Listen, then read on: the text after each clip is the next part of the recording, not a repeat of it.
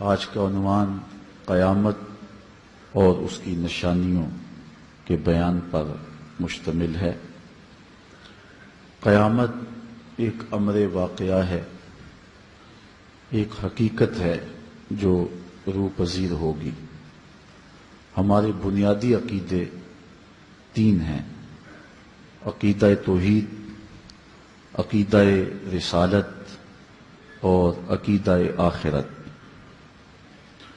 اس دنیا پر ہمیشہ بیٹھ نہیں رہنا، ایک متعینہ مدت گزار کے ہم نے یہاں سے ایک اور جہان کی طرف منتقل ہونا ہے۔ پہلے برزخ کی کائنات ہے، اس کے بعد پھر قبروں سے لوگ اٹھائے جائیں گے اور ایک دن قائم ہوگا جو 50,000 سال پر مشتمل ہوگا۔ آج زمین میں قوت جاذبہ ہے، گرمی کو جذب کرتی ہے، لیکن قیامت کے دن وہ قوت اس سے چھین لی جائے گی اور زمین تانبے کی ہوگی۔ سورج کا رخ الٹا ہے، پھر سیدھا ہو جائے گا۔ اب بہت دور ہے، پھر بہت قریب آ جائے گا۔ لوگ قبروں سے نکالے جائیں گے۔ حضرت ام المومنین سیدہ عائشہ رضی اللہ تعالی عنہا سے روایت ہے، حضور نے بیان فرمایا کہ قبروں سے لوگ برہنہ اٹھائے جائیں گے۔ تو عرض کی حضور پھر ایک دوسرے سے شرم نہیں آئے گی؟ تو حضور نے فرمایا عائشہ معاملہ اس سے بھی سخت ہے۔ مطلب کیا؟ کسی کو ہوش رہا ہوگا تو شرم آئے گی۔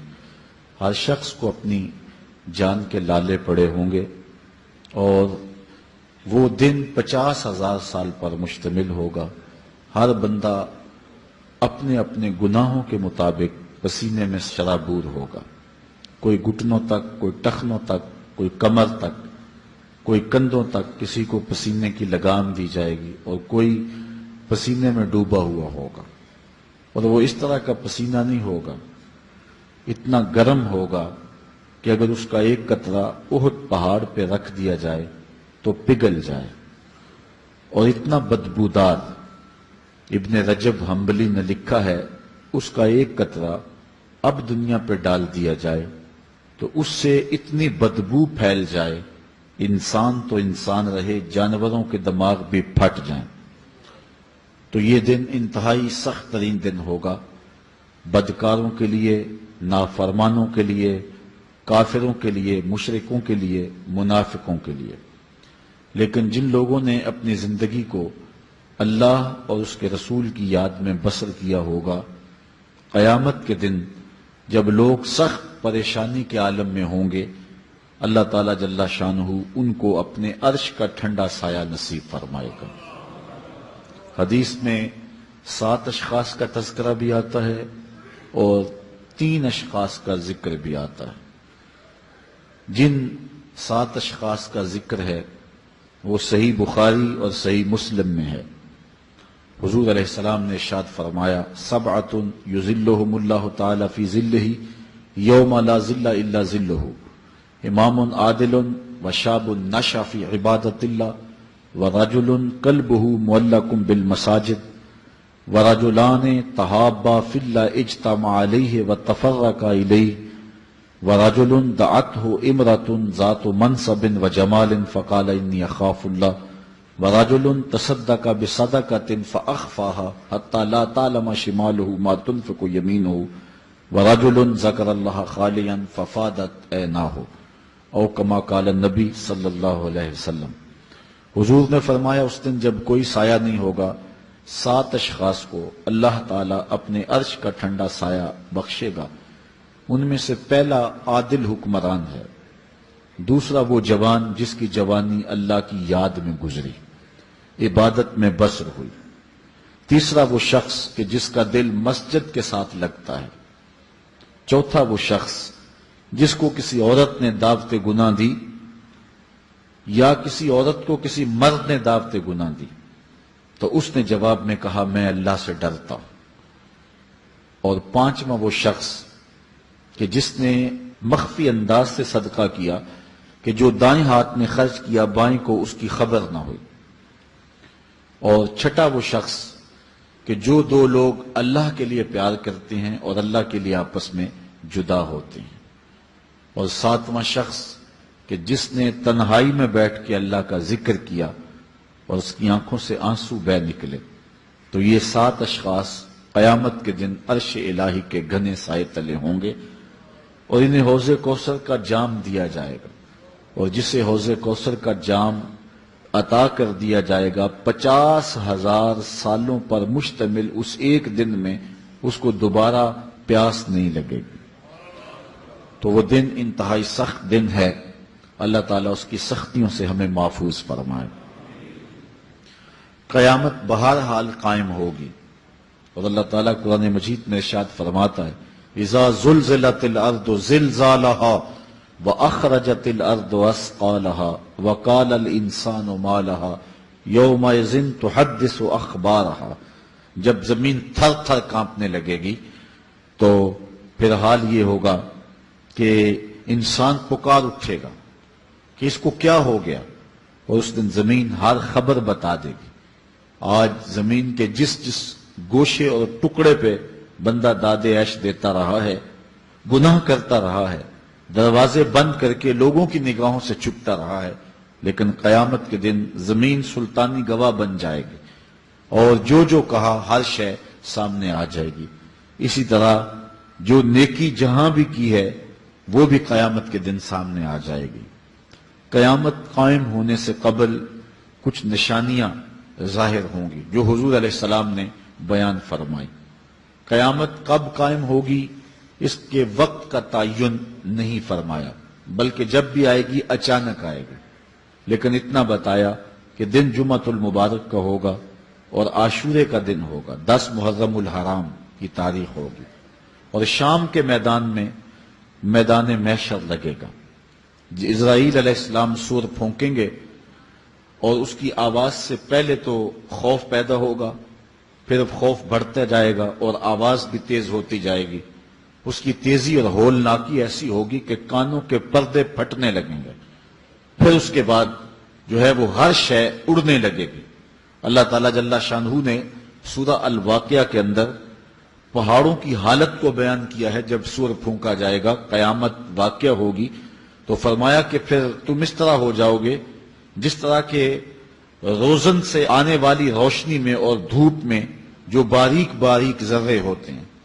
کبھی آپ نے دیکھا ہو اندھیرے کمرے میں کسی جانب سے تھوڑا سا سوراخ ہو، اندر دھوپ آ رہی ہو، تو آپ ایک گوشے اور زاویے میں کھڑے ہو کے دیکھیں تو اس میں چھوٹے چھوٹے اڑتے ہوئے ذرات دکھائی دیتے ہیں۔ ان کو اگر آپ ہاتھ میں پکڑے مٹھی کھولے تو کچھ نہیں ہوں گے، ہوتے تو ہیں لیکن باریک اتنے ہیں کہ وہ نظر نہیں آتے، تو ان کو عربی میں ہبا کہتے ہیں۔ اللہ تعالیٰ ارشاد فرماتا ہے یہ بڑے بڑے پہاڑ، یہ کیٹو، یہ ماؤنٹ ایورسٹ، یہ جو ہے وہ بڑے بڑے عالی نصب پہاڑ اس طرح ریزے ریزے اور ٹکڑے ٹکڑے ہو جائیں گے جس طرح روزن کی روشنی کے اندر چھوٹے چھوٹے باریک اور مہین ذرے ہوتے ہیں، جن کو تم تھامو پکڑو تو تمہارے ہاتھ میں تمہیں دکھائی نہیں دیتے، صرف دھوپ میں دیکھتے ہو۔ تو اس طرح یہ پہاڑ اتنے باریک حصوں میں بٹ جائیں گے، وہ اتنا زوردار جھٹکا ہوگا، اور انسانوں کو وہ جھٹکا زمین سے کھینچ کے باہر لے آئے گا۔ جتنے بھی قبروں میں گڑے ہوئے مردے ہوں گے، جب وہ جھٹکا آئے گا جس کو اللہ تعالیٰ نے ارشاد فرمایا اذا زلزلت الارض زلزالها واخرجت الارض اثقالها، زمین سارے بوجھ اگل دے گی، حتیٰ کہ درخت جڑوں سمیت باہر آ جائیں گے، پہاڑ اپنی تمام تر قوتوں سمیت جڑوں سمیت باہر آ جائیں گے، اور جتنے بھی زمین کے اندر دفینے اور خزانے ہیں سب باہر آ جائیں گے، قبروں میں گڑے ہوئے مردے بھی باہر آ جائیں گے، پھر اس کے بعد ٹوٹ پھوٹ کا شکار ہوں گے، پوری کائنات موت کی آغوش میں چلی جائے گی۔ یہ قیامت کا دن بہرحال قائم ہوگا۔ کافر کہتے تھے کہ جس قیامت سے ہمیں ڈراتے ہو وہ لاؤ کہاں ہے، تو ان کے مطالبے پہ فوراً قیامت قائم تو نہیں کی جا سکتی تھی۔ اللہ تعالیٰ جل شانہ نے فرمایا محبوب ان کو کہو تم بھی انتظار کرو، میں بھی انتظار کرتا ہوں، اور جس دن کا وعدہ دیا ہے وہ تم دیکھ لو گے۔ اور سورہ الواقعہ میں ارشاد فرمایا اذا وقعت الواقعہ لیس لوقعتها کاذبہ، جس دن وہ قائم ہوگی تو پھر کوئی انکار نہیں کرے گا، آج موت کا انکار کوئی نہیں کرتا، کسی دھرم میں، کسی مذہب میں، کسی عقیدے میں، کسی فرقے میں، کسی گروہ میں، کسی طبقہ زندگی میں آپ موت کا انکار نہیں پاتے۔ موت ہے ہنگامہ آرا کلزم خاموش میں، ڈوب جاتے ہیں سفینے موج کی آغوش میں۔ لیکن آج موت کا انکار نہیں ہوتا، قیامت کا انکار کرنے والے لوگ بہت سارے ہیں جو کہتے ہیں یہ دنیا سب کچھ ہے۔ آج کل تو بہت سارے مسلمانوں کا انداز بھی یہ ہو گیا ہوا ہے کہ وہ قولن تو نہیں لیکن جو عملی زندگی ہے وہ اسی بات کی گواہی دے رہی ہے جس طرح سب کچھ یہی دنیا ہو اور آخرت کوئی نہیں ہے۔ رویہ، انداز، طرز زندگی اور انداز معاشرت اسی کی طرف اشارہ دے رہے ہیں اور اسی بات کی چغلی کھا رہے ہیں کہ بس یہی دنیا ہے، بابر بیش کوش کہ عالم دوبارہ نیست۔ بابر نے کہا تھا کہ جو ہے وہ عیش کر لے، زندگی سے لطف اٹھا لے، دوبارہ زندگی نہیں ہے۔ اور آج یہ بات بھی کہی جاتی ہے یہ جہاں مٹھا اگلا کس نے ڈٹھا، اور یہ سارے قیامت کے انکار کی صورتیں ہیں۔ لیکن آج اگر کوئی مانتا یا نہیں مانتا، لیکن ایک وقت آئے گا پھر کوئی بھی انکار نہیں کر سکے گا۔ آج جو قیامت کے قیام پذیر ہونے کی تدہیق کرتا ہے اور دلائل دیتا ہے کہ یہ دن قائم نہیں ہوگا، قیامت کے دن وہ بھی انکار نہیں کر سکے گا، اس لیے کہ آنکھوں کے سامنے سب کچھ ہو جائے گا، جس طرح آج موت کا انکار نہیں ہوتا۔ تو ارشاد فرمایا جب وہ واقعہ پذیر ہو جائے گی پھر کوئی بھی اس کو جھٹلانے والا نہیں ہوگا۔ لیکن قیامت سے قبل کچھ واقعات ہوں گے جس سے لوگوں کو آگاہ کیا جائے گا کہ وہ قیامت کے آنے سے قبل اپنے اعمال سے توبہ کر لیں۔ آج تو توبہ کا دروازہ کھلا ہے، لیکن قرب قیامت میں سورج مغرب سے دوبارہ طلوع ہو جائے گا، جو ہی غروب ہوگا، غروب ہونے کے بعد دوبارہ طلوع ہو کے عصر کے وقت پہ آ جائے گا اور پھر اس کے بعد دوبارہ غروب ہو جائے گا۔ تو یہ قیامت سے 40 سال پہلے ہوگا، اس کے بعد توبہ کا دروازہ بند کر دیا جائے گا۔ اگر کوئی توبہ کرے گا بھی تو قبول نہیں ہوگی۔ آج ہمیں موقع دیا گیا ہے کہ مرنے سے 1 سال پہلے بھی توبہ کر لیں، 1 مہینہ پہلے بھی توبہ کر لیں، موت سے 1 دن پہلے بھی توبہ کر لیں، 1 گھنٹہ پہلے بھی توبہ کر لیں، 1 لمحہ پہلے بھی توبہ کر لیں۔ اللہ تعالیٰ یہ نہیں دیکھتا کہ اس کی ساری زندگی گناہوں میں گزری ہے، وہ دیکھتا ہے میرا بندہ آخر میری چوکھٹ پہ آ گیا، وہ پچھلے سارے گناہ معاف فرما دے۔ بلکہ حضور علیہ السلام نے صحابہ کو ایک مثال سے سمجھایا کہ ایک آدمی جنگل میں سفر کر رہا تھا اور اونٹ کے اوپر اس کا سامان بھی تھا، اس کی ضروریات زندگی بھی تھی، اس کا توشہ بھی تھا، کھانا پینا بھی تھا، خود بھی سوار تھا۔ چلتے چلتے جنگل میں کسی درخت کے ساتھ اپنا اونٹ باندھ کر کے وہ دوپہر کاٹنے کے لیے، سستانے کے لیے وہاں کچھ دیر کے لیے رکا۔ نیند آئی، تھوڑی دیر کے بعد جب آنکھ کھلی تو کیا منظر دیکھتا ہے کہ اونٹ نہیں ہے، اس کے اوپر ہی اس کا سامان ہے، زیادہ سفر ہے۔ اب صحرا میں اونٹ کا کھو جانا گویا زندگی کا کھو جانا ہے۔ اس بات کا ادراک وہ لوگ رکھتے ہیں جنہوں نے صحراؤں کا سفر کیا ہے۔ ہمارے اگر یہاں اس شہری آبادی میں، ہمارے اس ملک میں اگر کوئی شخص جو ہے وہ قافلے سے بچھڑ جائے، پیچھے رہ جائے تو وہ بات اور ہے۔ یہاں انسانی آبادی ہے اور جنگلوں میں، صحراؤں میں جہاں کئی 100 میل تک کوئی انسانی اور حیوانی آبادی نظر نہیں آتی، تو وہاں سواری کا اور توشہ سفر کا جو ہے وہ ہٹ جانا اور جدا ہو جانا اور گم جانا، یہ سیدھی سیدھی موت ہے۔ اب اس نے دائیں بائیں بھاگ کر کے دیکھا کہ اونٹ کہیں ملے، لیکن اونٹ نہیں ملا، تو وہ دوبارہ آ کے اس درخت کے ساتھ ٹیک لگا کے بیٹھ گیا موت کے انتظار میں کہ اب توشہ سفر بھی گیا، سامان سفر بھی گیا، سواری بھی گئی اور یہاں کوئی انسانی آبادی بھی نہیں ہے، تو اب موت کا ہی انتظار ہے۔ تو وہ موت کے انتظار میں بیٹھ گیا۔ اچانک اس کو نیند آ گئی، تھوڑی دیر کے بعد آنکھ کھلی تو اس نے کیا منظر دیکھا کہ اونٹ جو ہے وہ اس کے پاس کھڑا ہوا ہے اور ماں ساز و سامان کھڑا ہوا ہے۔ تو پھر اس کو اتنی خوشی ہوئی، اونٹ کیا ملا، زندگی مل گئی۔ اس نے کہا اللہم انت عبدی وانا ربک، اے اللہ تو میرا بندہ اور میں تیرا رب۔ کہنا اس نے یہ تھا اے اللہ میں تیرا بندہ اور تو میرا رب، لیکن فرحت و مسرت سے، وفور خوشی سے اس کی زبان بل کھا گئی اور اسے خوشی میں ہوش ہی نہ رہا کہ میں کیا کہہ رہا ہوں۔ وہ کیا کسی نے کہا تھا کہ جب بھی تیری قربت کے امکان نظر آئے، ہم اتنے خوش ہوئے کہ پریشان نظر آئے۔ یا وہ کسی نے کہا تھا کسی کے آنے سے ایسے ہوش اڑے ساقی کے، شراب سیخ پہ ڈالی اور بوتل میں کباب۔ تو کبھی ایسا بھی ہو جاتا ہے کہ انسان وفور مسرت کے اندر جو کہنا ہوتا ہے اس کے برعکس کوئی بات کہہ دیتا ہے، یہ اس کی خوشی کی انتہا کی کیفیت ہے۔ تو اس نے کہا اللہم انت عبدی وانا ربک، اے اللہ تو میرا بندہ اور جو ہے وہ میں تیرا رب۔ یہ جوش مسرت سے یہ بات اس کے منہ سے نکلی۔ حضور نے صحابہ کو فرمایا صحابہ بتاؤ اس بندے کو کتنی کو خوشی ہوئی ہے؟ صحابہ نے عرض کی حضور بہت زیادہ خوشی ہوئی ہے۔ تو حضور علیہ السلام نے فرمایا جب کوئی بندہ توبہ کر کے مالک کی دہلیز پہ پلٹ آتا ہے اللہ تعالیٰ اس سے بھی زیادہ خوش ہوتا ہے کہ یہ میرا بندہ میری دہلیز پہ آ گیا، یہ توبہ کے دروازے پہ آ گیا۔ تو اس لیے قیامت سے قبل توبہ کا دروازہ کھلا ہوا ہے، لیکن 40 سال قبل توبہ کا دروازہ بند ہوگا، سورج مغرب سے طلوع ہوگا۔ پھر کوئی توبہ کرنا چاہے گا بھی، بلکہ ہر کوئی توبہ کرنا چاہے گا، لیکن پھر توبہ جو ہے وہ قبول نہیں ہوگی۔ اس طرح اور بہت سارے واقعات قیامت سے قبل جو ہیں وہ ظاہر ہوں گے، جن کی نشاندہی حضور نبی رحمت صلی اللہ علیہ وسلم نے فرمائی ہے۔ حضرت حذیفہ بن اسید انصاری رضی اللہ تعالی عنہ فرماتے ہیں کہ حضور تشریف لائے اور ہم کسی امر میں بات کر رہے تھے، تو حضور علیہ السلام نے ارشاد فرمایا کہ تم کس چیز کا تذکرہ کر رہے ہو؟ تو ہم نے عرض کی حضور ہم قیامت کے بارے میں ذکر کر رہے ہیں۔ تو حضور علیہ السلام نے ارشاد فرمایا کہ قیامت اتنی دیر تک قائم نہیں ہوگی جب تک یہ نشانیاں پوری نہ ہو لیں۔ ان میں سے ایک حضور نے دھوئیں کا ذکر فرمایا، دوسرا دجال کا تذکرہ کیا، تیسرا دابت الارض یعنی یاجوج اور ماجوج کا تذکرہ کیا کہ وہ نکلیں گے، اس طرح سورج کا مغرب سے نکلنا اس کا ذکر کیا، حضرت عیسیٰ علیہ السلام کے نزول کا ذکر کیا۔ اسی طرح حضور علیہ السلام نے زمین کا 3 جگہوں سے بیٹھ جانے کا ذکر کیا، ایک مشرق میں، ایک مغرب میں اور ایک جزیرہ عرب میں، زمین دھنس جائے گی نیچے، اس کا ذکر کیا۔ اور یمن کی جانب سے ایک آگ نکلے گی جو لوگوں کو دھکیل کر کے شام کے میدان میں لے آئے گی، اس کا تذکرہ کیا۔ فرمایا جب تک یہ نشانیاں پوری نہیں ہو جاتی اتنی دیر تک قیامت قائم نہیں ہوگی۔ تو یہ قیامت کے آنے سے قبل جو ہیں وہ نشانیاں ہیں جو ظاہر ہوں گی۔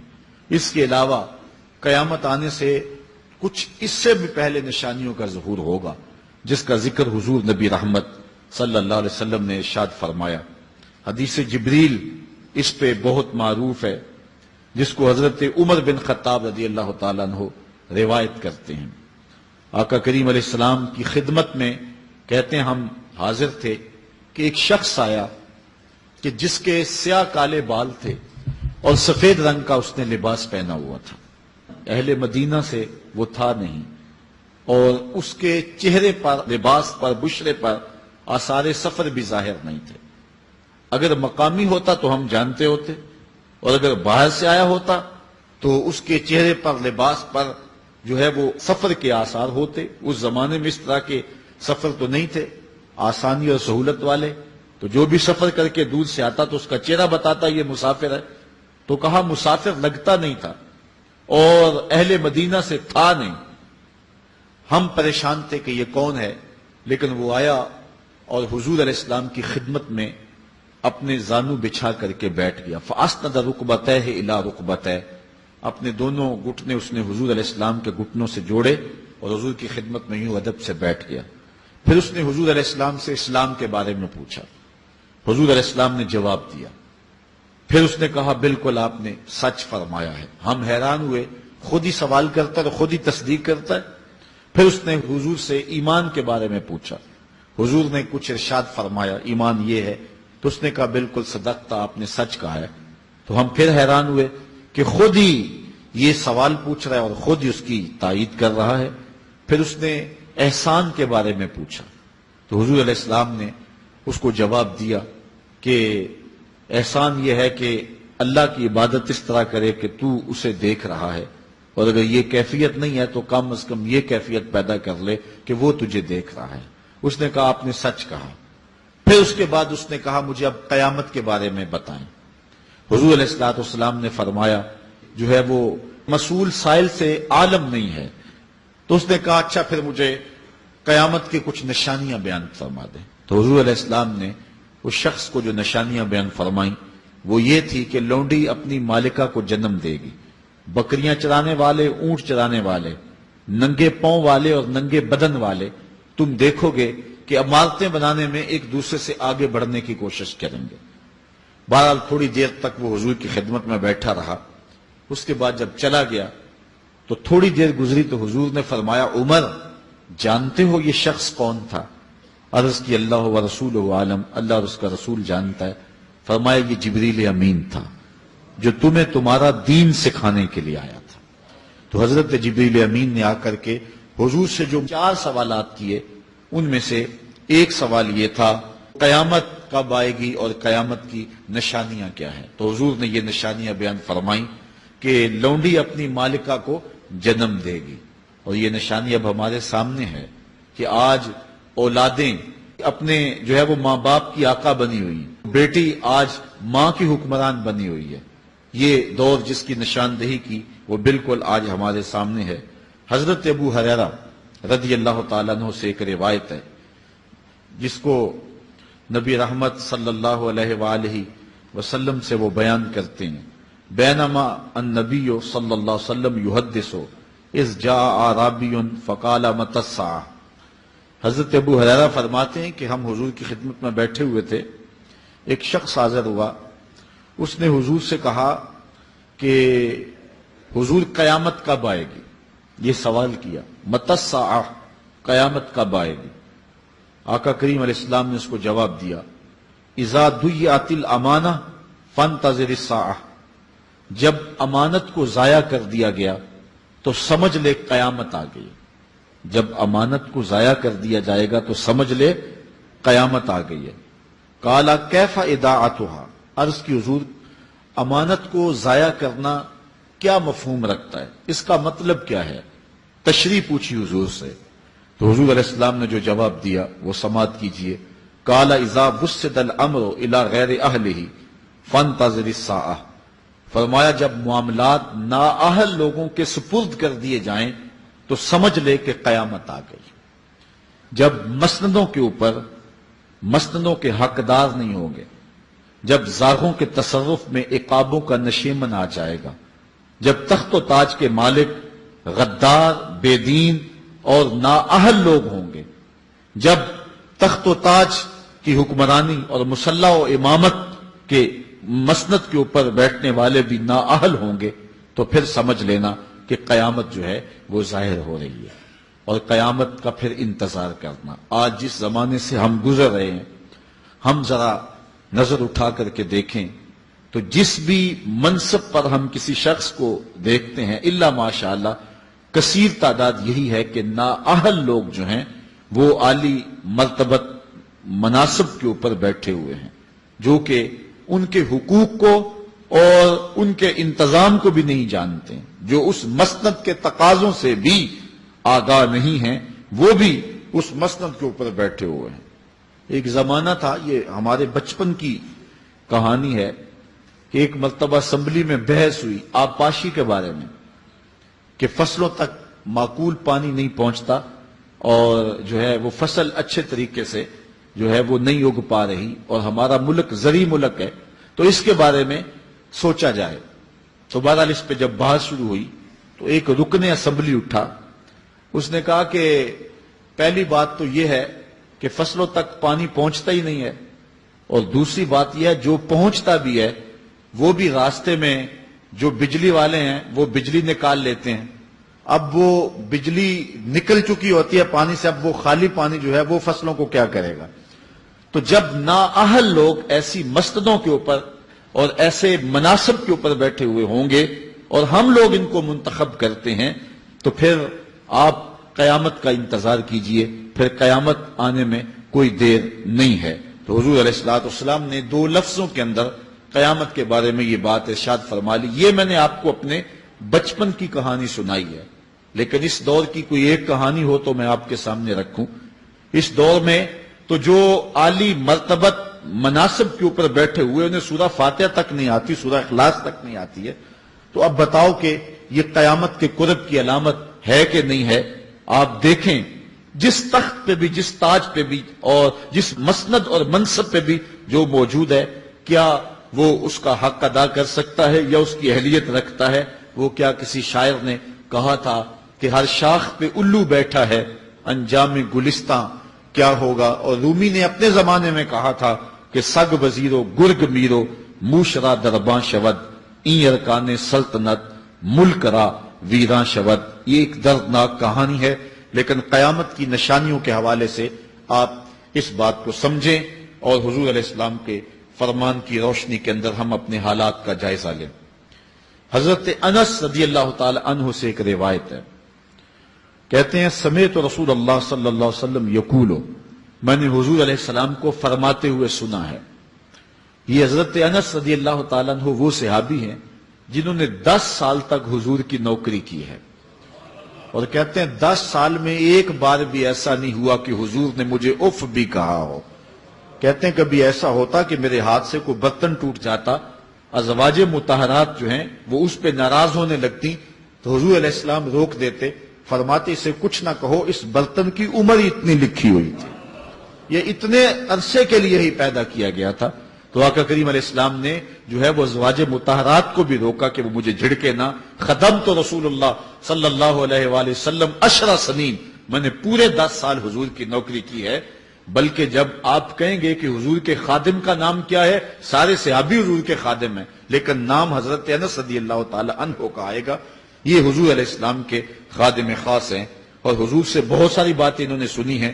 تو ان باتوں میں سے ایک بات کہتے ہیں سمیت رسول اللہ صلی اللہ علیہ وسلم یقولو، میں نے رسول کریم صلی اللہ علیہ وسلم کو کہتے ہوئے سنا، ان من اشراط الساعۃ ان یرفع العلم، قیامت کی نشانیوں میں سے ایک نشانی یہ ہے کہ علم اٹھا لیا جائے گا، جہالت پھیل جائے گی، علم اٹھا لیا جائے گا۔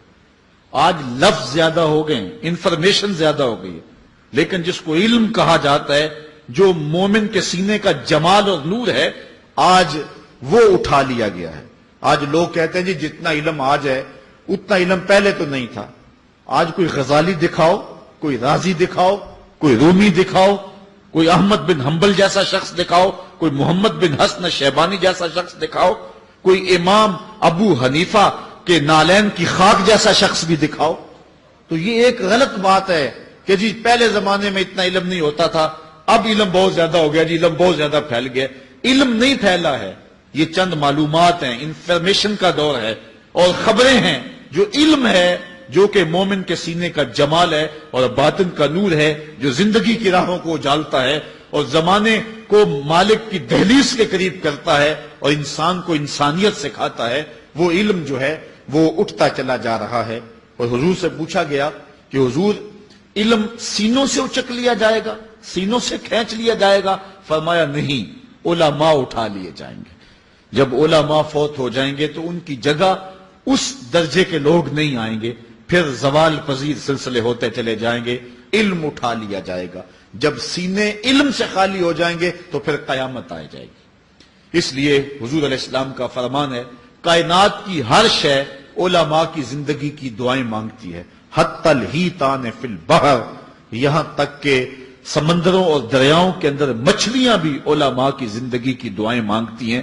انہیں پتا ہے علماء ہیں تو کائنات مارز وجود میں آئی تو موجود رہے گی، اگر علماء نہیں ہوں گے تو کائنات جو ہے وہ بالکل قیامت کا شکار ہو جائے گی۔ تو پہلی چیز حضور نے ارشاد فرمایا ان یرفع العلم، علم اٹھا لیا جائے گا، ویکثر الجہل، اور جہالت عام ہو جائے گی۔ علم کی جگہ جو ہے وہ جہالت عام ہو جائے گی۔ آج علماء نہیں رہے ہیں، آج ہم جو ہے وہ انحصار کرنے لگے ہیں چند ٹیلی ویژن چینلوں پہ، اور اس کا نتیجہ کیا ہے کہ مختلف چینلز کے اوپر بیٹھے بہت سارے لوگ گمراہی پھیلا رہے ہیں۔ یہ ایک الگ داستان ہے، ایک الگ کہانی ہے کہ کس طرح سے علم کا گلا گھونٹا جا رہا ہے اور کس طرح جو ہے وہ لوگوں کو گمراہ کیا جا رہا ہے۔ یہ جہالت کی کثرت ہے۔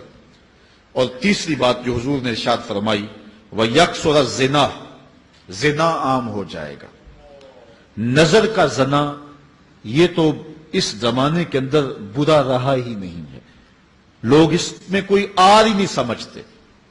کسی کی بہن اور بیٹی کو دیکھنا اور اپنی آنکھوں کو شہوات سے بھرنا، یہ بندہ محسوس ہی نہیں کرتا ہے۔ حضور علیہ السلام نے ارشاد فرمایا من زنا زنیا بہی ولو بہی تانے دارہی، جس نے زنا کیا یہ عمل اس کے گھر بھی لوٹے گا، اگرچہ وہ اپنی دیواریں اونچی اونچی کیوں نہیں کر لیتا۔ اگر آج کوئی کسی کی بہن بیٹی پر اپنی نظروں کو غلیظ کرتا ہے تو وہ یہ کیسے کہہ سکتا ہے کہ میری بہن اور میری بیٹی کسی کی گندی نظروں کا شکار نہیں ہوگی؟ یہ مقافات عمل ہے۔ گندم از گندم بروئد جو سے جو، از مقافات عمل غافل مشو۔ اس لیے بدکاری پھیل جائے گی، نظر کی بدکاری اور ہر طرح کی بدکاری، اور یہ اتنا برا اور کبھی کام ہے کہ اللہ تعالیٰ جل شانہ نے قرآن مجید میں اسے کھلی بے حیائی قرار دیا ہے۔ آج میڈیا کے ذریعے، آج انٹرنیٹ کے ذریعے، اور یہ جو موبائل پیکج کی مصیبت نکلی ہے، اس سے معاشرے کا امن خراب ہو گیا اور معاشرے کے اندر حیا کا جوہر جو ہے وہ لوٹ لیا گیا ہے۔ اپنی نسلوں کی حفاظت کریں، ان کے ہاتھوں سے جو ہے وہ ناول چھینیں، اور ان کے ہاتھوں سے جو ہے وہ اس طرح کی مخرب اخلاق سیڈیز چھین لیں، اور ان کے ہاتھوں میں اللہ کا قرآن دیں اور رسول کریم علیہ السلام کی احادیث تھمائیں، اور ان کو راہ حق کا مسافر بنائیں۔ یہ ذمہ داری ہے والدین کی۔ کل قیامت کے دن ایک عورت 4 مردوں کو جہنم میں لے جائے گی۔ عرض کیا گیا وہ کیسے؟ فرمایا ایک عورت کو حکم ہوگا جہنم کا تو وہ عرض کرے گی مالک میرے باپ کو بلایا جائے۔ باپ کو بلایا جائے گا، یا اللہ یہ میرا باپ ہے، میں اس کی بیٹی، میری تربیت کا جوہر اس کے ہاتھ میں تھا، آج جن بدکاریوں اور گناہوں کے سبب جہنم میں جا رہی ہوں اس کا ذمہ دار یہ ہے۔ وہ باپ جس نے اپنے بیٹی کو سب کچھ دیا، اپنی اولاد کی تعلیم کے لیے اپنے پلاٹ بیچ دیے، جائیدادیں فروخت کر دی، نہیں دیا تو دین نہیں دیا، کل قیامت کے دن وہ اللہ کے حضور کیا جواب دے گا؟ ارشاد ہوگا اسے بھی پکڑو، اس کے باپ کو بھی پکڑو اور جہنم میں لے جاؤ۔ عرض کرے گی نہیں مالک میرے بھائی کو بلایا جائے۔ بھائی کو بلایا جائے گا، مالک یہ میرا بھائی ہے، میں اس کی غیرت تھی، میں جن راہوں پہ چل کر کے تیرے عتاب اور تیرے قہر و غضب کی حقدار بنی اس کا ذمہ دار یہ ہے۔ اگر یہ مجھے روکتا، اپنی آبرو کی حفاظت کرتا، اپنی ناموس کا پہرا دیتا تو میں ان راستوں کی مسافر کیسے بنتی؟ میری خرابی کا ذمہ دار یہ ہے۔ اب وہ بھائی کیا جواب دے گا جو چوکوں اور موڑوں پہ کھڑا ہو کے آنے اور جانے والی بہنوں اور بیٹیوں کو دیکھتا ہے اور یہ سمجھتا ہے کہ میری بہنیں اور میری بیٹیاں گھر میں محفوظ ہیں؟ وہ قیامت کے دن کیا جواب دے گا؟ ارشاد ہوگا اسے بھی پکڑو، اس کے باپ کو بھی پکڑو، بھائی کو بھی پکڑو، جہنم میں لے جاؤ۔ عرض کرے گی نہیں مالک میرے شوہر کو بھی بلایا جائے۔ بلایا جائے گا، مالک یہ میرا شوہر ہے اور میں اس کی بیوی، میری تربیت کا جوہر ماں باپ کے بعد اس کے ہاتھ میں تھا، اور اس کے پاس طلاق کی دھمکی ایسی چیز تھی، مجھے جو چاہتا منواتا اور جس انداز میں ڈھالنا چاہتا مجھے ڈھال لیتا، لیکن اس نے مجھے کبھی راہ حق کی طرف نہیں بلایا تھا۔ وہ شوہر کیا جواب دے گا جو خود اپنے دوستوں کو چائے پہ بلا کے اور اپنی بیوی کو سامنے برہنہ منہ بٹھا کے بعد میں اس کے حسن کی داد مانگتا ہو، بتاؤ بھابی کیسی ہے؟ تو وہ کیا جواب دے گا قیامت کے دن؟ ارشاد ہوگا اس کو بھی پکڑو، اس کے باپ کو بھی، اس کے شوہر کو بھی اور اس کے بھائی کو بھی جہنم میں لے جاؤ۔ عرض کرے گی نہیں مالک میرے بیٹے کو بھی بلایا جائے۔ بیٹے کو بلایا جائے گا، مالک یہ میرا بیٹا ہے، میں اس کی ماں ہوں، میرے سینے میں اس کے لیے تڑپتی ہوئی ممتا تو نے رکھی تھی، یہ روٹھ جاتا تو زندگی اجاڑ ہو جاتی، جو بھی چاہتا ضد کر کے منوا لیتا، مجھے کسی کے گھر کے برتن بھی مانجنے پڑے تو میں نے اس سے بھی گریز نہیں کیا، اس کی ہر فرمائش کو پورا کیا، اپنا زیور بیچ کے اس کی تعلیم مکمل کروائی۔ اگر یہ ضد کرتا کہ امی آپ نماز نہیں پڑھتی، میں آپ کے ہاتھ کا کھانا نہیں کھاؤں گا، امی آپ یہ عمل کیوں کرتی ہیں، یہ شریعت میں جائز نہیں ہے، تو میں جو ہے وہ کھانا نہیں کھاؤں گا، تو کیا میری ممتا مجبور نہ ہو جاتی؟ اس نے ساری زندگی کیا مجھے اس کے بارے میں کوئی کہا تھا، نیکی کی طرف بلایا تھا، بدی سے روکا تھا؟ جس بیٹے نے اپنی ماں سے ہر ضد پوری کروائی ہو تو اس نے صرف دین کے بارے میں کوئی ضد نہیں کی ہے، تو وہ کل قیامت کے دن کیا جواب ہوگا؟ ارشاد ہوگا اسے بھی پکڑو، اس کے باپ کو بھی پکڑو، اس کے خاوند کو بھی پکڑو، بھائی کو بھی پکڑو، بیٹے کو بھی پکڑو، اور پانچوں کو گھسیٹ کے جہنم میں لے جاؤ۔ فرمایا ایک عورت 4 مردوں کو قیامت کے دن جہنم میں لے جائے گی۔ اس لیے میں اور آپ آج دیکھ لیں کہ ہمارا آخرت کا معاملہ کیا ہونے والا ہے۔ اور ہم نے اس دنیا کے اندر کس طرح اپنی حفاظت کرنی ہے۔ چوتھی چیز جو حضور نے ارشاد فرمائی، وَيَكْثُرَ شُرْبَ الْخَمْرِ، اور شراب پینا عام ہو جائے گا۔ یہ قرب قیامت کی علامت ہے۔ آج ہماری ایلیٹ کلاس میں اور ہمارے آیان حکومت، آیان سلطنت اور سیاستدانوں اور جو ہے وہ عالی نسب خاندان جو شمار کیے جاتے ہیں، ان میں شراب پانی کی طرح سمجھی جاتی ہے۔ اور آج ہمارے ملک کے اندر جو ہے وہ کتنے شراب خانے موجود ہیں اور کتنے ٹنوں کے حساب سے جو ہے وہ بیرون ملک سے شراب درآمد کی جاتی ہے۔ یہ قرب قیامت کی نشانی ہے کہ شراب عام ہو جائے گی۔ ایک روایت میں آتا ہے شارب الخمر کعابد الوثن، شراب پینے والا بت پوجنے والے کی طرح ہے۔ کتنا سخت فرمایا گیا، اور کل قیامت کے دن سخت رسوا ہوگا جو دنیا کے اوپر شراب پیتا رہا ہوگا۔ اللہ تعالی ہم سب کو محفوظ فرمائے۔ وَيَقِلَّ الرِّجَالُ وَيَكْثُرُ النِّسَاءُ، اور ایک نشانی حضور نے یہ ارشاد فرمائی کہ مرد تھوڑے ہو جائیں گے اور عورتیں زیادہ ہو جائیں گی۔ ایک تو عورتوں کی افزائش زیادہ ہوگی، اور دوسری بات مختلف ہنگاموں میں، حادثات میں اور جنگوں میں مرد قتل کر دیے جائیں گے اور عورتیں زیادہ ہو جائیں گی، یہاں تک کہ حضور نے فرمایا حتی یکون ل50 امرأۃ القیم الواحد، یہاں تک کہ 50 عورتوں کا ایک مرد منتظم ہوگا۔ 50 عورتیں ہوں گی اور کمانے والا صرف ایک مرد ہوگا۔ یہ قرب قیامت کے حالات ہیں جو حضور نے بیان کیے۔ حالات اس طرف بڑھ رہے ہیں اور ایک وقت وہ آنے والا ہے کہ بالکل جو حضور نے فرمایا وہ چیزیں سامنے آئیں گی۔ حضرت ابو سعید خدری رضی اللہ تعالی عنہ سے ایک روایت سنیے۔ حضور نے ارشاد فرمایا مجھے قسم ہے اس رب کی جس کے قبضے میں میری جان ہے، اتنی دیر تک قیامت نہیں آئے گی، یہ وقت بھی آئے گا کہ جانور انسان سے باتیں کریں گے، انسان ان کی بولی سمجھے گا اور وہ ان سے باتیں کریں گے۔ وَحَتَّى تُكَلِّمَ الرَّجُلَ عَزْبَةُ صَوْتِهِ، اور اس کے کوڑے کی جو رسی ہے، اس کا جو پھندنا ہے، وہ بھی انسان سے باتیں کرے گا۔ وَالشِّرَاكُ نَالِهِ، اور اس کے جوتے کا تسمہ بھی اس سے بات کرے گا۔ يُخْبِرَ فَخِذُهُ بِمَا أَحْدَثَ أَهْلُهُ بَعْدَهُ، اس کا گھٹنا اس کو بتا دے گا اس کے بعد میں اس کے گھر والوں نے جو باتیں کی۔ یہ حالات پیدا ہو جائیں گے۔ آج موبائل اور جدید ٹیکنالوجی آ رہی ہے تو اس بات کو سمجھنا مشکل نہیں ہے۔ اس زمانے کے اندر جبکہ ان چیزوں کا تصور بھی نہیں تھا، صحابہ نے پھر بھی یقین کیا کہ ہوگا، حضور نے کہا ہے اور آگے بیان کیا، اور آج تو حالات نظر آ رہے ہیں کہ بالکل جو حضور نے بتایا وہ سب کچھ جو ہے وہ ہونے والا ہے۔ حضرت ابو ہریرہ رضی اللہ تعالی عنہ سے ایک روایت ہے، یہ وہ صحابی ہیں جنہوں نے سب سے زیادہ حضور علیہ السلام کے فرامین امت تک پہنچائے ہیں، کثرت کے ساتھ حضور کی صحبت کا دور پایا اور اصحاب صفہ میں سے تھے، زندگی کا ایک ایک لمحہ حضور کی قربت میں گزارا۔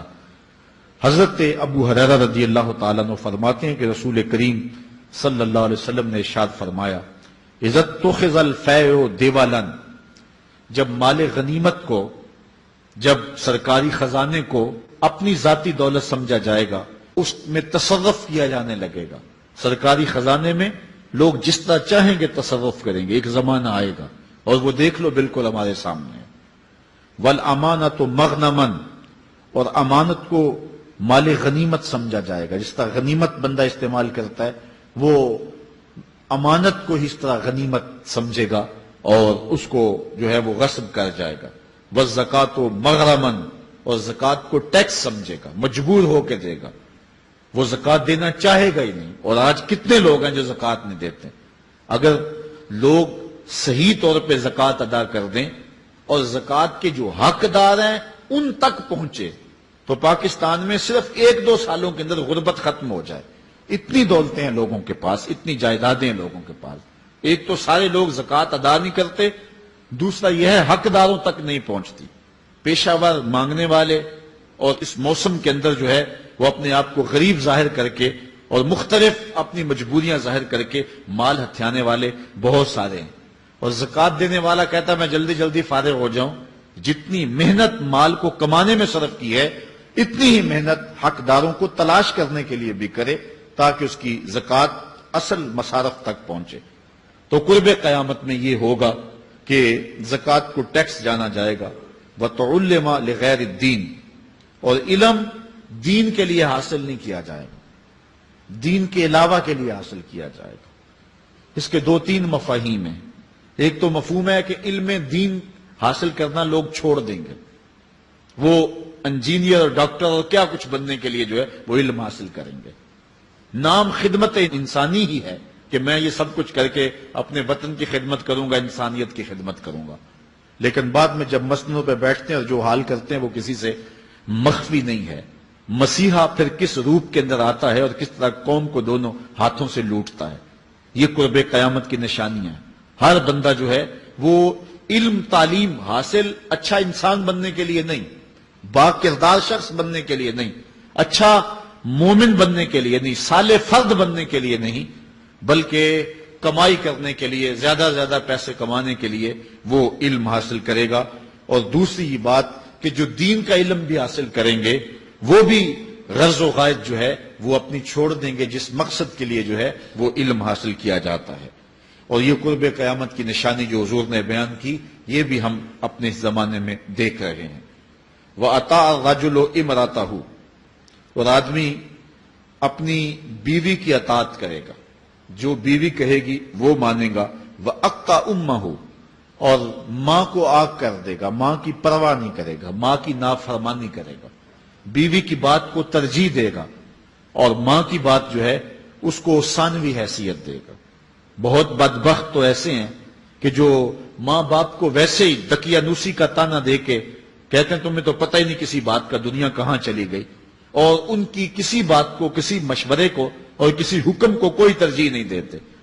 لیکن جب بیوی اور ماں دونوں کا حکم مقابلے میں آ جائے تو اس وقت وہ بیوی کے حکم کو ترجیح دیں گے۔ یہ قرب قیامت کی علامت ہے جو کہ ہم واضح طور پہ اپنے معاشرے میں دیکھ رہے ہیں۔ وَأَدْنَى صَدِيقَهُ وَأَقْصَى أَبَاهُ، دوست قریب ہوں گے، باپ دور ہوگا۔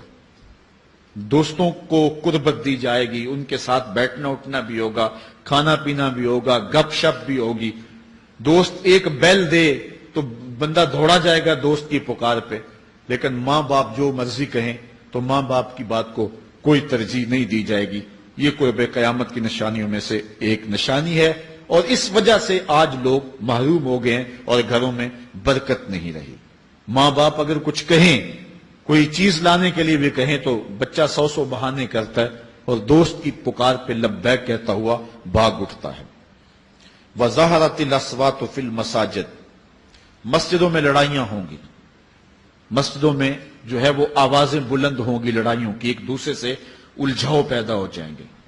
آج ہماری مسجدوں میں پنکھا بند کرنے سے لڑائیاں شروع ہو جاتی ہیں۔ یہ بالکل آپ کے قریب ایک شہر میں ہوا ہے، ایک آدمی قتل ہو گیا صرف اس معاملے میں کہ وہ ایک کہہ رہا تھا کہ لائٹ بند کر دو، اور دوسرے نے کہا کہ میں نماز پڑھ رہا ہوں تو تم نے مجھے دیکھا نہیں، اور اس بات پہ لڑائی شروع ہوئی، حتیٰ کہ فائرنگ تک نوبت پہنچی اور ایک آدمی جو ہے وہ قتل ہو گیا۔ آپ نے اخبارات میں پڑھا ہوگا۔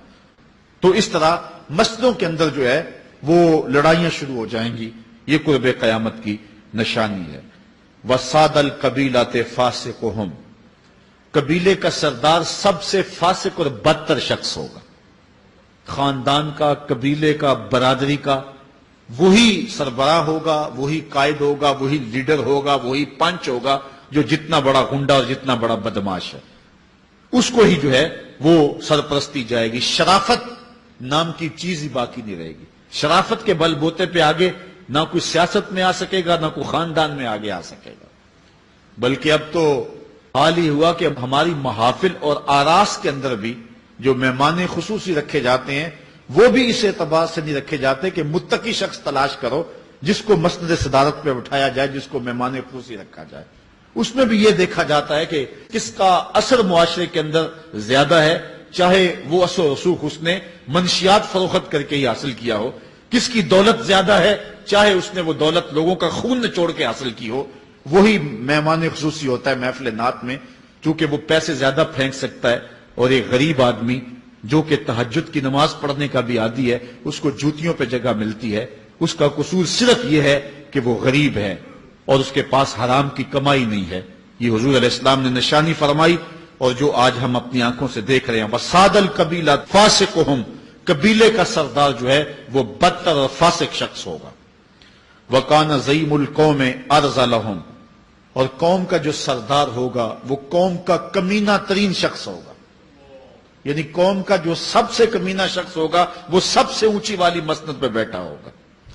اور آپ دیکھ لیں، صرف پاکستان میں نہیں پوری دنیا پہ دیکھ لیں کہ ایسا نہیں دیکھ رہے ہم کہ جو بدبخت ہے، جو کمینہ ترین شخص ہے، فلک نے بخشی ہے انہیں خواجگی، جو جانتے نہیں روش بندہ پروری کیا ہے، جن کو اپنے نفع نقصان کا بھی نہیں پتا، اپنے آپ کا بھی شعور نہیں ہے، ہم کون ہیں، کس لیے آئے ہیں، جو مقصد حیات سے بھی آگاہ نہیں ہے، تو وہ قوم کے سردار ہوں گے، سیاسی تنظیمیں ہوں یا دیگر تنظیمات ہوں، الا ماشاء اللہ۔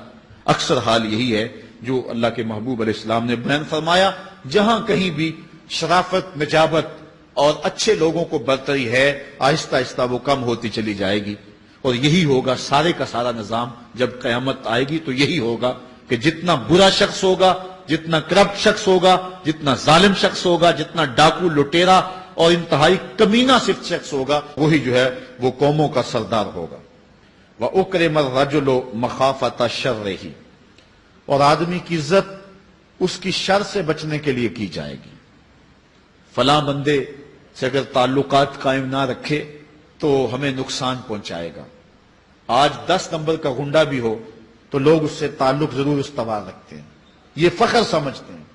آج کل افطار پارٹیاں ہو رہی ہیں اور اس میں ان کو بلایا جاتا ہے دعوت افطار پر جنہوں نے روزے ہی نہیں رکھے ہوئے۔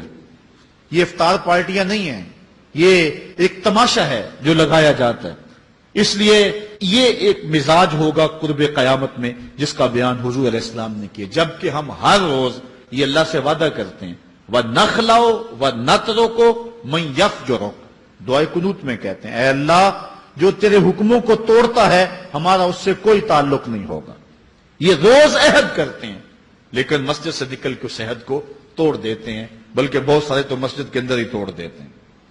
وَظَهَرَتِ الْكَيْنَاتُ وَالْمَعَازِفُ، اور گانے والی اور بجانے والی عورتیں اور گیت گانے والی عورتیں، رنڈیاں، یہ جو ہے وہ گانا شروع کر دیں گی اور یہ عام ہو جائے گا۔ اب تو حد ہو گئی کہ مذہب کے نام سے بھی یہ سب کچھ ہو رہا ہے۔ یہ شام کلندر کے نام سے جو پورے ملک کے اندر ایک جو ہے تقریب شروع ہوئی ہے، اس میں جو ہے ان عورتوں کو بلایا جاتا ہے اور لکھا ہوتا ہے باقاعدہ اشتہاروں کے اوپر کہ فلاں جو ہے وہ گانے والی آئے گی اور وہ جو ہے وہ اپنا کلام پیش کرے گی، اور یہ مذہب کے نام پہ ہو رہا ہے۔ اور حد یہ ہو گئی کہ یہ بڑھتا ہی چلا جا رہا ہے، اس کو روکنے کی گو مربوط کوششیں بھی نہیں ہوئی، لیکن ایک ایسا عمل تھا کہ جس کو ہر صاحب شخص برا سمجھتا ہے، لیکن اس کے باوجود یہ پھیلتا چلا جا رہا ہے، اور جو کچھ معاشرے میں ہو رہا ہے وہ حضور علیہ السلام نے پہلے ہی نشاندہی کی۔ وَشُرِبَتِ الْخُمُورُ، اور شرابیں پی جائیں گی، رنڈیاں ناچیں گی، گانے گائیں گی اور شرابیں پی جائیں گی۔ وَلَعَنَ آخِرُ هَذِهِ الْأُمَّةِ أَوَّلَهَا، اس امت کے بعد میں آنے والے لوگ پہلے گزروں پر لعنت کریں گے، کہیں گے انہیں تو پتہ ہی نہیں ہے۔ پاکستان کے اندر باقاعدہ آرٹیکل چھپے اخبارات میں کہ محمد بن قاسم جو ہے وہ ڈاکو تھا، سلطان محمود غزنوی لٹیرا تھا، یہ مضامین شائع ہوئے۔ صحابہ کو گالیاں نہیں دی جا رہی، کتنے لوگ ہیں جو صحابہ کو برا بھلا کہتے ہیں، اور حضور علیہ السلام کے والدین طیبین جن کی وساطت سے یہ درے اور گوہر شاہوار ہمیں نصیب ہوا، ان والدین کو ممبروں پہ بیٹھ کے کیا جہنمی نہیں کہا جا رہا؟ تو یہ وہ زمانہ، کیا امام حسین کو باغی نہیں کہا جا رہا؟ پہلے لوگ اندر داخل ہو کے کرتے تھے اور کتابچے چھاپتے تھے، اب آہستہ آہستہ ممبروں پہ بھی آ گئے اور یہ بات کہی جانے لگی ہے۔ اس پر باقاعدہ اجتماعات منعقد ہوتے ہیں، اس پہ کہا جاتا ہے۔ ایک ٹی وی چینل کے اوپر یزید کو جو ہے وہ رحمت اللہ تعالی علیہ کہا گیا، کیا کچھ نہیں ہوا، یہ سب کچھ آپ کے سامنے ہے، یہ حضور نے بیان فرمایا، یہ ہونا تھا۔ آقا کریم علیہ السلام نے ارشاد فرمایا وہ وقت آئے گا کہ جو آخر والے ہوں گے وہ سمجھیں گے کہ ہم ہی جو ہے وہ دیندار ہیں، ہمیں دین کا ٹھیکہ، اور پچھلوں پر لعنت بھیجیں گے کہ انہیں کیا پتا تھا دین کا۔ آج پچھلوں کے عقائد پر حملے ہو رہے ہیں اور انہیں مشرک کہا جا رہا ہے۔ میں نے ایک دن کہا تھا یہ بڑے زور سے کہا جاتا ہے جو یا رسول اللہ کہ وہ مشرک ہو جاتا ہے، میں نے کہا دیکھو اس فتوے کا اثر کہاں تک جاتا ہے۔ حضور علیہ السلام کے سارے صحابی آقا کریم علیہ السلام کی موجودگی کے اندر بھی، اور پھر دیکھیے مسلمہ کذاب کے مقابلے میں جو جنگ لڑی گئی، اس جنگ کے اندر حضرت خالد بن ولید نے لکھا کہ کافر بھی اللہ اکبر کا نعرہ لگاتے ہیں، ہم بھی اللہ اکبر کا نعرہ لگاتے ہیں، فرق نہیں معلوم ہوتا اپنا کون سا ہے اور بیگانہ کون سا ہے۔ تو حضرت صدیق اکبر نے لکھا کہ جب وہ اللہ اکبر کا نعرہ لگائیں تم اس کے جواب کے اندر یا محمد آہو کا نعرہ لگاؤ۔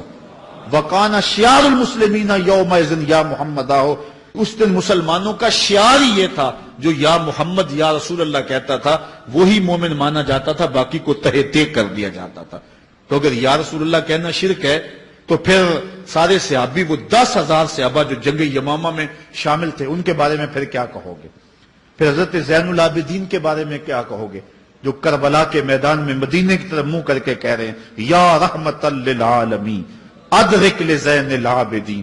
پھر حضرت زینب کے بارے میں کیا کہو گے، یا محمد آہو یا محمد آہو ھذا حسین مزمل بالدماء، جو کربلا میں کھڑا ہو کے کہہ رہی ہیں اے میرے نانا حضور، اے محمد عربی، آپ کے حسین کو دیکھو خون میں نہا گیا ہوا ہے۔ تو پھر کیا یہ فتویٰ تمہارا کہاں تک پہنچے گا؟ نہ صحابہ بچیں گے، نہ اہل بیت بچیں گے، اور نہ اولیاء امت بچیں گے، جنہوں نے کہا تھا یا رسول اللہ انظر حالنا یا حبیب اللہ اسمع قالنا۔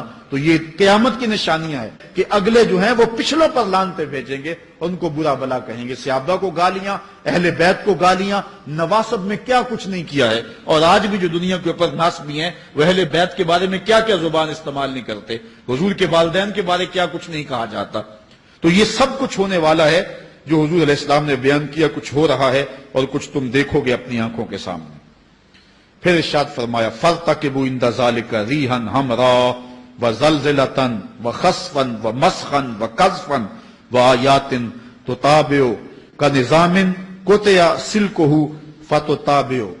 فرمایا کہ پھر جب یہ حالات ہوں گے اور یہ پوری طرح حالات معاشرے میں پیدا ہو جائیں گے تو پھر سرخ آندیاں آئیں گی، پھر انتظار کرنا سرخ آندیوں کا، وَزَلْزَلَةً اور زلزلے کا انتظار کرنا، وَخَسْفًا وَمَسْخًا وَقَذْفًا اور دھنسنے کا انتظار کرنا، اوپر سے پتھروں کے نازل ہونے کا اور شکلوں کے بگڑنے کا انتظار کرنا۔ اور آگے فرمایا وَآيَاتٍ اور ایسی نشانیاں آئیں گی ایک دوسرے کے پیچھے آئیں گی، جس طرح تسبیح کا دھاگا ٹوٹ جائے تو پیدل پہ اس کے دانے گرتے ہیں، تو یہ سارے عذاب جن کا ذکر حضور نے کیا میں مسلسل اوپر نیچے یہ تمہارے تک پہنچیں گے۔ حضرت انس رضی اللہ تعالیٰ عنہ سے ایک اور روایت لیتے ہیں، حضور علیہ السلام نے ارشاد فرمایا لا تقوم الساعة حتى يتقارب الزمان فتكون السنة كالشهر والشهر كالجمعة وتكون الجمعة كاليوم ويكون اليوم كالساعة وتكون الساعة كالدرمة بالنار۔ فرمایا جب قیامت آئے گی اتنی دیر تک قائم نہیں ہو سکتی جب تک زمانے مختصر نہیں ہو جائیں گے، زمانے سمٹ نہیں جائیں گے، حتیٰ کہ سال مہینے جتنا ہو جائے گا، اور مہینہ ایک جمعۃ المبارک جتنا ہو جائے گا، اور ایک جمعہ ایک دن جتنا ہو جائے گا، اور ایک دن ایک گھڑی جیسا ہو جائے گا، اور ایک گھڑی ایسے ہوگی جس طرح آگ کا شعلہ جلایا اور وہ بجھ گیا۔ اور آج آپ دیکھ نہیں رہے کہ دن کتنی جلدی گزرتا۔ کسی زمانے میں ہم گرمیوں کی چھٹیاں کاٹتے تھے تو گزرتی نہیں ہوتی تھی گرمیوں کی چھٹیاں، لیکن آج آپ دیکھیں یہ دوپہر نہیں گزرتی ہوتی تھی۔ رمضان المبارک گرمیوں کے روزے جب ہمارے بچپن میں آئے تھے تو دوپہر نہیں گزرتی ہوتی تھی، لیکن آج وہی گرمیاں ہیں، لیکن ادھر سے سورج طلوع ہوتا ہے ادھر سے غروب ہو جاتا ہے۔ وقت سمٹ گئے، زمانے سمٹ گئے، اور یہ قرب قیامت کی نشانیاں ہیں۔ خرابی اتنی زیادہ ہوگی، حضور نے ارشاد فرمایا حضرت ابو ہریرہ سے ہے، آدمی گزرے گا اور ایک پرانی سی قبر دیکھے گا اور کہے گا وَيَقُولُ يَا لَيْتَنِي كُنْتُ مَكَانَ صَاحِبِ هَذَا الْقَبْرِ وَلَيْسَ بِهِ الدِّينُ إِلَّا الْبَلَاغُ۔ فرمایا انسان قبر کے قریب سے گزرے گا تو گزرتے ہوئے وہ ٹھنڈی آہ بھر کے کہے گا کاش کہ اس قبر کا مکین میں ہوتا، اور فرمایا دین سوائے آزمائش کے اور کچھ نہیں رہ جائے گا۔ یہ قرب قیامت کی وہ نشانیاں ہیں جو حضور علیہ السلام نے بیان کی۔ ایک اور نشانی حضور علیہ السلام نے بیان فرمائی کہ قرب قیامت کے اندر دین کا کام بھی درہم و دینار سے ہوگا۔ اس کے دو مفاہیم ہیں۔ ایک مفہوم تو یہ ہے کہ دین کا کام کرنے والے بھی پیسے ٹگے کے بغیر جو ہے وہ ایک قدم نہیں چلیں گے۔ کیا آج 2-2, 3-3 لاکھ روپے نعت پڑھنے کے نعت خواں وصول ہم سے نہیں کر رہے؟ اور آج جو ہے وہ کیا دین کوڑیوں کے عوض بیچا نہیں جا رہا؟ آج گھر نکلنے سے قبل طے نہیں کیا جاتا کتنے اب دو گے، کتنے واپسی پہ دو گے اور کتنے اوپر نچھاور کرو گے؟ دین کیا کوڑیوں کے عوض اور پیسے کے عوض بیچا نہیں جا رہا؟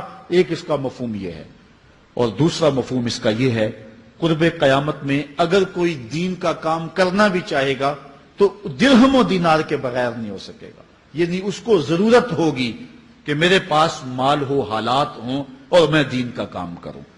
اگر اس کے پاس حالات نہیں ہوں گے تو دین کا کام اس کے لیے کرنا مشکل ہو جائے گا۔ جس طرح کسی زمانے میں علماء برگد کی چھاؤں میں بیٹھ کے اور لوگ ان کے پاس بھی آ گئے، کوئی وسائل کی ضرورت نہیں تھی، وہ پڑھا سکتے تھے، لوگ بیٹھ گئے۔ امام محمد بن حسن الشیبانی جب پڑھانے بیٹھے تو آپ کی مجلس میں جو لوگ آ کے سیکھتے تھے وہ تعداد ان کی تو بہت ساری تھی، لیکن جو باقاعدہ آپ کی باتوں کو لکھتے تھے وہ 4000 لوگ تھے۔ 4000 کلمے اور دواتیں حضرت امام محمد بن حسن شیبانی کی مجلس کے اندر پڑی ہوا کرتی تھی، اور باقی جو لوگ تھے حضرت غوث اعظم سیدنا شیخ عبد القادر جیلانی علیہ رحمہ، آپ جب تشریف لائے ملا علی قاری نے نزہۃ الخاطر الفاتر فی مناقب شیخ عبد القادر میں لکھا ہے کہ آپ کی ایک ایک مجلس کے اندر 70 ہزار لوگوں کا اجتماع ہوا کرتا۔ آج تھوڑے لوگ اکٹھے ہو جائیں تو ہم خوش بھی ہوتے اور حیران بھی ہوتے ہیں، اتنے لوگ اکٹھے ہو گئے۔ میاں ضرورت ہے لوگوں کی کہ وہ دین سیکھیں، وہ جائیں ایسی مجالس کے اندر، لیکن لوگ سمٹ جائیں گے؟ نہیں جائیں گے۔ وسائل کی ضرورت ہوگی، وہ برگد کے درخت کے نیچے بیٹھ کر کے بھی لوگ جو ہیں وہ علم کا چراغ روشن کرتے تھے۔ جب لارڈ میکالے نے نصاب تعلیم مرتب کیا اور درس نظامی کو اور جو ہے عصری علوم کو الگ کر دیا تو یہ علماء ہی تھے کہ جنہوں نے برگد کے درخت کے نیچے، پیپل کے درخت کے نیچے بیٹھ کر کے علم کے چراغ کو روشن رکھا۔ لیکن آج اگر تم ایسا کرنا چاہو گے تو کیا ممکن ہوگا کہ اس چراغ کو تم روشن رکھ لو؟ آج وسائل کی بہر صورت ضرورت ہے، اور آج سے صدیوں قبل علماء نے یہ فتویٰ دیا تھا کہ صدقہ کرنا، زکوٰۃ ادا کرنا یا دیگر امور خیر میں خرچ کرنا بڑا نیکی کا کام ہے، لیکن سب سے بڑا نیکی کا کام اس دور کے اندر آج سے قبل علماء نے فتویٰ دیا تھا کہ دین کے طالب علموں پہ خرچ کرنا ہے۔ ان پہ اگر خرچ کریں گے تو یہ وہ ایک ایسا موقع ہے کہ جس سے آپ جو ہے وہ حقدار تک حق بھی پہنچا لیں گے اور اس سے دین کو بھی تقویت